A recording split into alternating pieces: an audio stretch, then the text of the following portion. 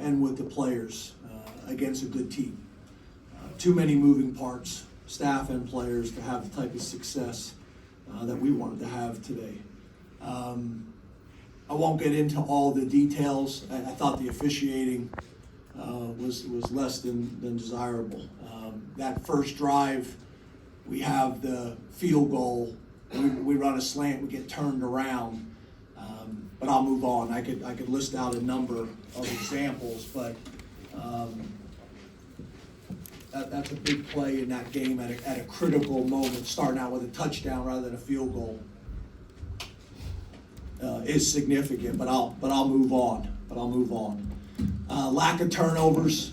Again, we had 2 plays backed up in their area of the field that went to replay, but those 2 turnovers would have been huge in the game. I'm not even saying that they were judged right or wrong. I didn't get a chance to see it, but they were huge plays in the game, and then we had a turnover. We've done a great job of creating turnovers on defense and eliminating turnovers on offense, and we didn't win the turnover battle today, which has been a huge part of our success all year long. A couple other things I would say is, getting off the field on 3rd and 4th down on defense, and being able to convert and stay on the field on offense. We've been great all year long in the 3rd quarter. Starting the 3rd quarter with 2 3-and-outs on offense, when the game was still very, very competitive at that point. That was significant. So you got to give Ole Miss credit, got to give Lane and his staff credit, but I think ultimately too many moving parts, staff and players, to have the type of success that we want to have. We'll take questions. Raise your hand, please. We'll get you a wireless microphone. We'll start right here in the front row on the left, please. James, the decision on 4th and 1 to punt, what went into that one? Yeah, we were backed up on our end of the field. Felt like we needed to obviously punt the ball, pin them deep, and make them go the length of the field. We had not been moving the ball the way we needed to offensively. They had been moving the ball, so felt like I needed to give our defense the best chance. Obviously, that was a big story in the game, them going for it on 4th down and having success. We did go for it on 4th down and scored a touchdown, but we did not go for it in that situation. All right, next, all the way in the back on the right. Hey, Coach Franklin. From the first half to the second half, obviously the first half you're going with a 3-point deficit, looked competitive. The second half, Ole Miss extended their lead. What was the biggest difference that allowed Ole Miss to extend their lead from the first half to the second half? A couple things. We had obviously the ability to move the ball in the first half, not as consistently and not as explosive as we'd like to be, but in the 3rd quarter, again, starting out with 2 3-and-outs. We had some injuries. We had some guys that had limited roles in the second half compared to the first half. All those things factored into it. Right here, front row on the left. James, was Dante Cephas available to play today? And if he was, what went into him not seeing the field? Yeah, everything's an open competition every week, and the depth chart reflects that. And then obviously when you're in a bowl situation and you got 3 weeks, there's a lot of movement that can occur in 3 weeks. And part of that obviously is also having Trey Harrison back that we had not had for about 5 weeks this year. All right, next over here on the right. James, kind of going off of that, how would you evaluate the end-to-end development and progression of your receiver room, and what would you say sort of led to it never really getting to where you wanted it to be? Yeah, I actually thought during the bowl period that those guys had a really good bowl period. I thought that was a big part that we were excited about. We made a big deal about with the team. It's a combination of things. I think we're really good at tight end. That's part of it. And then we got to be able to make sure that we translate what we do in practice consistently to the games. And I think one of the things that I think can be challenging is you may not get an opportunity early in the game, but whenever those opportunities come, you got to maximize them. You got to maximize them, and we have not done that consistently enough this year. Next over here, halfway on the left. Hi, for KJ and Tyler, you guys have talked at times this season about how you've stuck together through adversity. This is another piece of adversity for you guys here at the end of the season. Coach talked about the transition upcoming. Why is this a group that sticks together, and why do you think that this has been kind of the mark of this season? Yeah, I'll start off. I just think, we go back to what we all been through together, all the hard work we're putting together, in the off season, when the workout, summer workout. So we reflect on those kind of things and realize that, we get this time, we get limited times, 12 games and 12, 13 games to play with each other. And we make sure we stay together through it all. We'll never, break up on each other. And that's the main thing, staying together through it all. Because when we were, struggling in the workouts, that was the time we had to stay together. So we'll never, never let that break in the middle of the game. Yeah, I agree with KJ on that, and then it kind of just starts with our coaching staff and the culture they instill in us, and then as older guys on the team, making sure we keep that going through the highs and the lows. So just doing that's important. All right, next here, front row on the right. James, the pace that they play with, the tempo, how challenging was that with some of the moving parts? And KJ, what was it like playing in a team that goes that fast? Yeah, so the tempo is challenging early on in the game, where we were able to get negative plays, takes them out of their rhythm. But obviously when they're able to play with tempo and have positive plays and build on it, it is difficult to stop.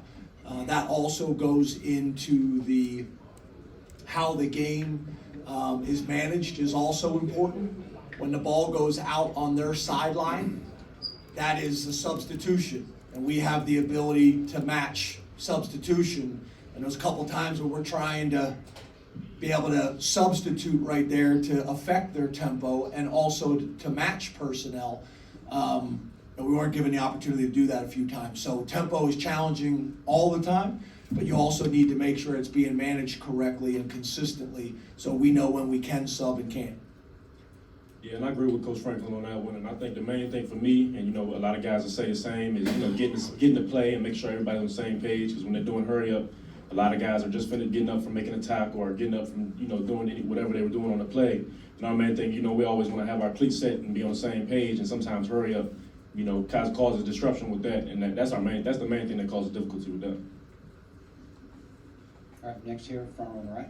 James, you mentioned the moving parts. How do you think it affected you, like emotionally, energy-wise? Can you comment on your team from that perspective? Yeah, I didn't feel like that was an issue from an energy and a focus standpoint. You guys can speak on that, but I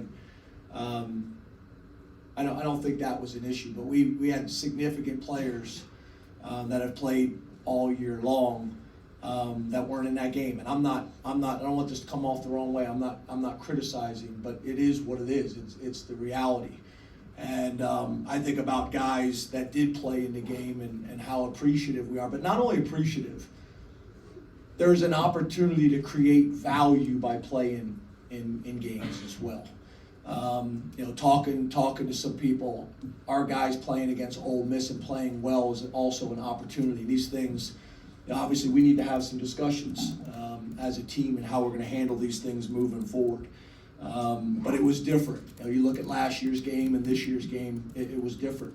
And we need to have some healthy discussions about that as a staff and as a team and how we want to operate moving forward. All right, got time for a few more. We'll go next all the way in the back on the left. Hey, Coach, you mentioned those 2 turnovers that were overturned on replay. You guys were disruptive early in this game defensively and seemed to do what you wanted to do defensively really early in this game. What was the adjustment that Ole Miss made that gave you guys trouble kind of there midway through the first quarter in the first half? Yeah, I think a couple things that I've mentioned already. I think, obviously early on we were able to get some negative plays, whether tackles for loss, whether it's 0 gain plays, whether it was sacks. Those things, when you're able to keep a team off schedule and not go tempo, those are powerful. Those are powerful. And then I think also, obviously, our offense being able to answer some of those scoring situations and keep the game within a score, within a field goal, is significant. But again, we had some guys in the second half that weren't available, and I think they did a good job. If you watch their game plan, They went after some guys that had not played a ton of football for us this year. And it'll be a great learning opportunity for those guys and for us moving forward. All right, time for a couple more. Let's go on the aisle on the right side here. Coach, in the second half, specifically the third quarter, anything specific Ole Miss did on defense? I know you were able to score any points. Just curious about the Ole Miss defense in the third quarter. Yeah, obviously I think they made some adjustments, but overall we weren't able to stay on schedule. You don't want to be in third and long situations. So whether it was a drop or an incomplete or whether it was a rush of no gain, you get off schedule against a good team.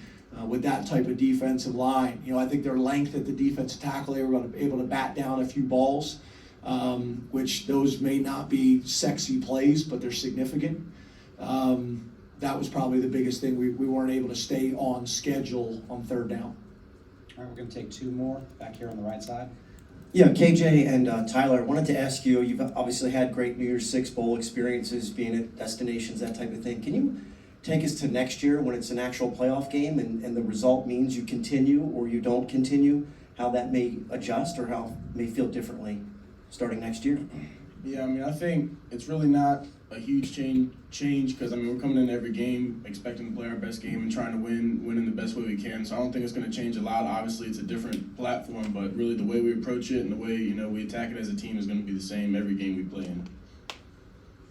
Yeah, like Tyler Warren said, every game, no matter whether it's a playoff game or if it's just a regular season game, we're coming in the same way with the same approach, no matter what. So I feel like it'll be nothing new to us. It'll just be the label of the game will be bigger, but for us, we're taking it the same as we always do. All right, final question right here left. James, we've seen Drew struggle a little bit in these bigger games that he's had this year. What have you seen from him? In Michigan, Ohio State today, it seems like he got the consistency late, but what has kind of prevented him from finding that rhythm for a full 4 quarters, 60 minutes?